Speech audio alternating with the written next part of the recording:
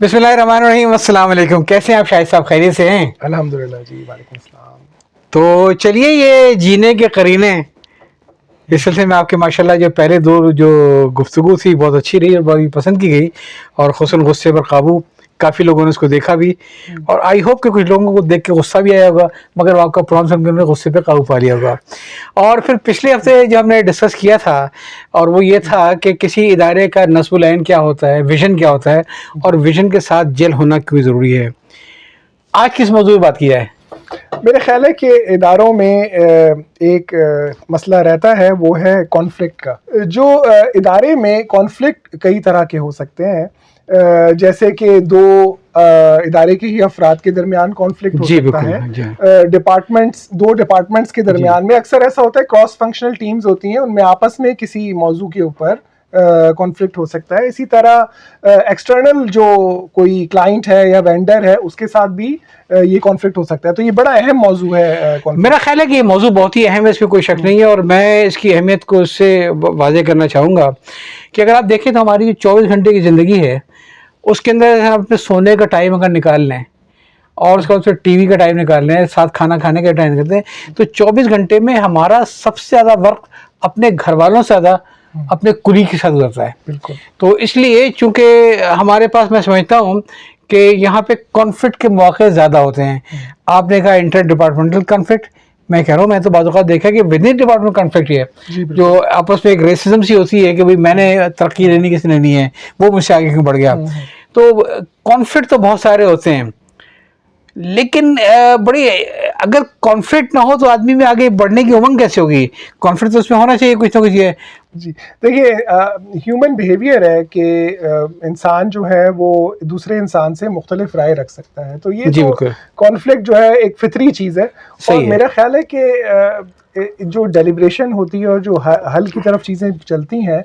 शायद साहब ने बहुत ही इंटरेस्टिंग बात की है, और मैं इसमें एक और भी कहूँगा कि कॉन्फ्लिक्ट बेस्ड बुनियादी तौर पे सिर्फ नुक्ते नज़र अलग अलग होना होता है। बिल्कुल। और जो चीज़ मैं समझता हूँ, अगर लोग समझ जाए उसको, कि दो आदमी मुख्तलिफ राय रखते हुए अपनी अपनी जगह पे दुरुस्त हो सकते हैं। मेरा मसला ये है कि जो मेरी राय है वो तो हतमी है, अगर कोई आदमी मुझसे इख्तलाफ करेगा जी, तो फिर वो उस सूरत में वो गलत होगा।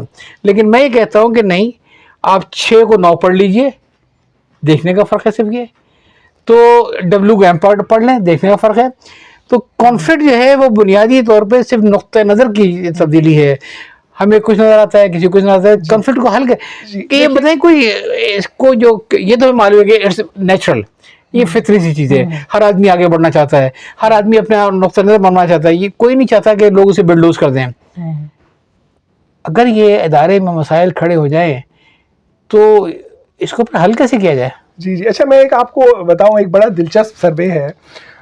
एक सर्वे हुआ, उसके तहत ये पता चला कि तकरीबन रिस्पोंडेंट्स 45% रिस्पोंडेंट्स ने ये राय दी कि ये जो कॉन्फ्लिक्ट की वजह होती है वो ईगो हुआ करती है। तो मुझे नहीं मालूम ये सर्वे किसने किया और कहाँ किया। मेरा ज़ाती ख्याल ये है कि 45 फिगर बहुत कम है। हम पाकिस्तान के हवाले से देखें तो ईगो ही का मसला है कि इसने बोटी पहले क्यों निकाल ली मुझसे। जी, अच्छा, अगर हम रेजोल्यूशन पे आए तो आपने ACCA का लफ्ज़ तो सुना होगा। हाँ हाँ, अकाउंटिंग बॉडी है, CA की बात है। मैं एक आपके पास ना एक ज़बरदस्त एक ना रेजोल्यूशन के हवाले से एक चीज़ लेकर आ रहा हूँ। आप जिस तरह ACCA होता है, आप ACCA याद रखिए। ACCA तो मुझे मालूम है, लेकिन कॉन्फ्लिक्ट और ACCA ये मेरे समझ नहीं आ रहा है। देखिए, कहीं मिलेगा नहीं। ये हमने ये बनाया ACCA, यानी कॉन्फ्लिक्ट रेजोल्यूशन जो है वो किन किन तरह से और किन स्टाइल से हो सकती है। सही। तो इसमें जो ACCA है, उसमें पहला A जो है ना, वो है अकोमोडेटिंग स्टाइल, यानी कैसे आप हल करें। जाहिर है मसला उस वक्त तक हल नहीं होगा जब तक हम एक दूसरे को अकोमोडेट ना करें। तो ये तो स्टाइल में समझ आता है कि अगर आपको कॉन्फ्लिक्ट मैनेज करना है, रिजॉल्व करना है, तो पहले एक दूसरे को अकोमोडेट करें। जी जी, बिल्कुल ठीक है, ये बात सही है आपकी। इसी तरह अगर आप समझते हैं कि आप जो है वो आपका मौक़िफ़ जो है वो स्ट्रॉन्ग है और वो बिल्कुल दुरुस्त है, और आपने तज्ज़िया करके इस बात का नतीजा निकाल लिया है कि मैं अपने मौक़िफ़ पे डट कर उसको इम्प्लीमेंट कर सकता हूँ। हाँ। तो फिर एक जो दूसरा स्टाइल है वो है कंपीटिंग स्टाइल, यानी आप ترکی با ترکی جواب دیں, اپنے موقف پہ ڈٹے رہیں اور آپ اپنی پوزیشن کو سمجھتے ہوئے کمپیٹنگ اسٹائل میں, مطلب جو آپ کا اپنا نقطہ نظر ہے اس سے آپ اپنے آپ کو وہ پیش کریں کہ بھئی اگر میں کچھ کہہ رہا ہوں اس کی وجہ ہے, تو یہ تو اے آ گیا اور پھر سی آ گیا کمپیٹنگ اسٹائل. تیسرا جو سی ہے وہ ہے کمپرومائزنگ کا. اچھا جی, کمپرومائزنگ یہ ہے کہ آپ حل کی طرف جانا چاہتے ہیں, صحیح, تو آپ کچھ جو ہے وہ ان کے موقف رکھ لیں, کچھ جو ہے اپنی بات رکھیں اور ایک کمپرومائزنگ وے میں اس حل کی طرف کچھ دو اور کچھ لو. بالکل بالکل. اور بلکہ جو بڑے بوڑھیا ہمارے جو بزرگ کہا کرتے تھے کہ اگر کبھی کپڑا بھی سوئی کے طریقے سے لوہے کا ہو جائے تو سلائی نہیں سکتی ہے. تو ایک آدمی اگر نرم ہو, ایک آدمی سخت ہو, تو دوسرے کو نرم ہو جانا چاہیے. تو یہ تو میرے خیال ہے بڑی نیچرل سی بات ہے, یہ میں آپ سے بالکل ایگری کرتا ہوں کہ یہ تو کرنا پڑے گا ہمیں. اسی طرح ایک اور جو ہمارا سی ہے وہ ہے کولیبریٹو. اچھا, کولیبریٹو میں یہ ہوتا ہے کہ آپ جو ہے وہ ڈیلیبریشن کرتے ہیں افہام و تفہیم سے آپس میں بیٹھ کے, اور ایک ایسے حل کی طرف چلتے ہیں جو دونوں کو یکساں جو ہے قبول ہو. صحیح. تو یہ ایک کولیبریٹو اسٹائل ہے جس میں دونوں کی بات رکھی جاتا ہے, حل کی طرف جایا جاتا ہے. آپ نے تو سی نکال دی ہماری. تو اب 3 سی کے بعد جو آخری یہ ہے وہ تھوڑا ایسا ہے کہ وہ اوائڈنگ ہے. اگر آپ کو یہ لگتا ہے کہ آپ کی پوزیشن کمزور ہے اور آپ جو ہے اپنی موقف کو ایکسرسائز نہیں کروا سکتے, تو پھر یہ بہتر ہے کہ اوائڈ کیا جائے. میں اس کو ذرا پنجابی میں کہہ سکتا ہوں, ٹرکاؤ ٹرکاؤ ٹرکاؤ, نہیں ٹرکتا تو ابھی ٹرک جاؤ. یہ آپ کا اوائڈنگ ہے, یہ خود ٹرکنے والا ہے. جی. اچھا, ویسے ایک میں بات بتاؤں, یہ جو کانفلکٹ ریزولوشن ہوتا ہے نا, اس میں ایک چیز ہوتی ہے کہ آؤٹ آف باکس تھنکنگ بڑی ہے. اس میں کوئی شک نہیں ہے. اچھا, میں اس میں آپ کو ایک تھوڑا سا, کیونکہ ہماری اسلامک ہسٹری میں ایک بڑا اہم اور دلچسپ واقعہ ہے جو بالکل کانفلکٹ ریزولوشن کے حوالے سے بڑا اہم ہے. ایک زمانہ تھا, میرا خیال ہے حضور صلی اللہ علیہ وسلم کی عمر تقریباً 34-35 برس تھی, اور مکہ مکرمہ میں بڑا زبردست سیلاب آیا. صحیح.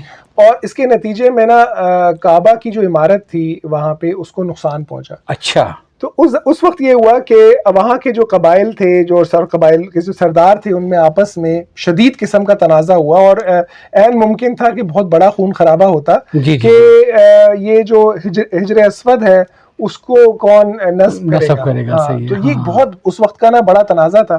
آپ دیکھیے کہ کس طرح سے حضور صلی اللہ علیہ وسلم کی دانش مندی اور بردباری نے وہ مسئلہ حل کیا. دیکھیے آؤٹ آف باکس تھنکنگ کیسے انہوں نے حل نکالا. انہوں نے ایک حل یہ نکالا کہ ایک بڑی سی چادر لی جائے اور اس چادر پہ حجر اسود رکھا گیا, اور سارے قبائل کے جو سردار تھے ان کو کونوں سے پکڑا دیا گیا. ایگو سیٹسفائی ہو گیا. تو وہ جو ایگو والا مسئلہ تھا وہ حل ہو گیا, اور پھر ہوا یہ کہ نہ صرف وہ تصفیہ ہوا اور مکہ مکرمہ ایک بہت بڑے خون خرابے سے بچ گیا. آپ نے بہت عمدہ مثال دی. مطلب اصل تو یہ اسپرٹ ہی ہونی چاہیے کہ مسئلے کا حل نکالنا ہے. اور جو آپ کہہ رہے ہیں کہ ایگو وغیرہ کو ہم بھول جائیں اور صرف یہ اکوموڈیٹ کریں اگر ACCCA, تو یقیناً مسئلہ کا یہ ACCCA ہے ہمارا, یعنی accommodating, competing, compromising, collaborative style, and lastly avoiding. بہت عمدہ.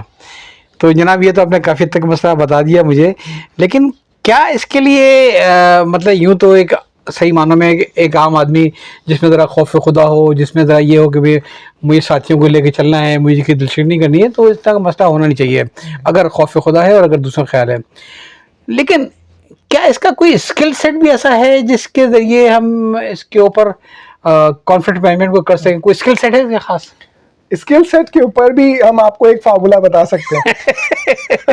آپ یہاں پہ, اور وہ بڑا بیلنس قسم کا فارمولا ہے. آپ یہاں پہ جینے کے کرنے سکھانے آئے ہیں یا کیمسٹری کے فارمولے بتانے کے لیے؟ دیکھیے اس کے لیے ہم آپ کو ایک اور لفظ بتاتے ہیں جو کہ ہے بیلنس.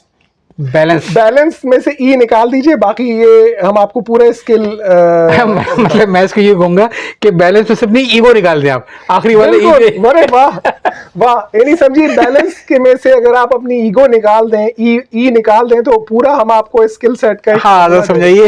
دیکھیے جو سب سے پہلے جو بیلنس کا بی ہے وہ ہے be conscious with the criticism. یعنی آپ جو ہے نا کوشش کریں کہ نہ آپ مخالف پارٹی کو کرٹیسائز کریں اگر آپ حل کی طرف جانا چاہ رہے ہیں, اور نہ اس کو یہ موقع دیں کہ وہ آپ کو جو ہے وہ کرٹیسائز کرے. شاید میں ایک آپ کی توجہ چاہوں گا. میں یہ آپ نے جو پہلی بات اٹھائی کرٹیسم کی ہے, تو یہ بڑی بدنصیبی کی بات ہے کہ ہم لوگ جو ہے نا جب بھی کوئی معاملہ ہوتا ہے تو دوسرے کو کرٹیسائز کرنا شروع کرتے ہیں. میں اپنے ساتھیوں سے صرف ایک بات کہتا ہوں کہ اللہ تعالیٰ نے 2 قسم کی مکھیاں بنائی ہیں. ایک وہ ہے جو ہمیشہ گندگی بیٹھتی ہے اور بیماری پھیلاتی ہے, ایک وہ جو ہمیشہ پھولوں میں بیٹھتی ہے, رس بناتی ہے اور پھر شہد بنتا ہے اور پھر اس کے شفا ہے پوری دنیا میں. تو جو آدمی کرٹیسائز کرتے وقت آپ یہ سوچیں کہ کہیں ایسا تو نہیں ہے کہ آپ وہ گندگی کی مکھی ہے جو ڈھونڈ کے گندگی بیٹھ رہے ہیں, وہ اس میں کوئی خوبیاں بھی تو ہوں گی, بالکل اس میں سے رس چوئیں اس کا. جناب آئیے آپ آگے چلے. آپ اچھا, دوسرا تو پوائنٹ وہ ہے جس پہ ہم بات کر چکے ہیں, وہ ہے اینگر مینجمنٹ کا. یعنی جب آپ, بلکہ ہمارا پہلا پرانا اینگر مینجمنٹ کا تھا. دیکھیں جب آپ کسی حل مسئلے کے تصفیے یا حل کی طرف جاتے ہیں تو سب سے پہلے یہ کوشش کرنی چاہیے کہ آپ ایگریشن میں نہ آئیں مخالف پارٹی سے بات کرنے کے دوران, کیونکہ جو یہ غصہ ہے یہ آپ کو کسی اچھے نتیجے پہ نہیں پہنچائے گا, بلکہ وہ کانفلکٹ ہی رہ جائے گا. بلکہ لاسٹ ٹائم میں نے بات کی تھی کہ جو غصے کا جو سفر ہے پچھتاوے کی منزل پہ ختم ہوتا ہے. جی بالکل. تو اگر آدمی غصے پہ قابو پا لے تو جو آدمی غصے میں آدھی جنگ بھی ہار جاتا ہے. جی, اور ہمارا بیلنس کا جو تیسرا ایل ہے جو ہے وہ بیسکلی ہے لسن کیئرفلی. یعنی جب آپ آپس میں بات کر رہے ہوں تو دوسرے کا موقف بھی سمجھیں. ہو سکتا ہے کہ اس کے پاس کوئی بہت اچھا سلوشن ہو لیکن آپ نے اس کو لسننگ ایئرز ہی نہ دیے ہوں.